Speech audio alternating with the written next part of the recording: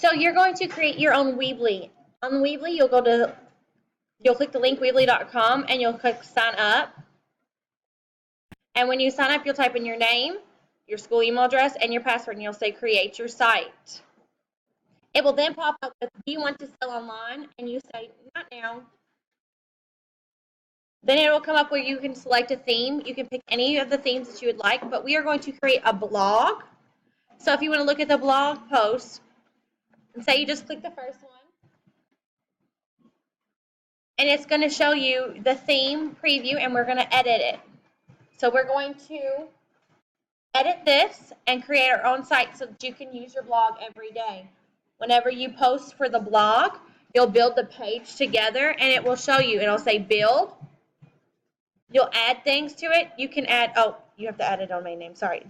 It'll be this, and then you can put your name at the end, but we can skip that. You'll add like a title. You can add text, do image. You just drag and drop. And it tells you where you can add text.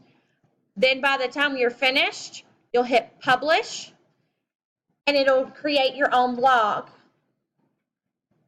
So then this is what it'll look like. You can add photos, you can add text, different things, pictures, and things like that for your blog post. And then you can also edit like your about and your contacts.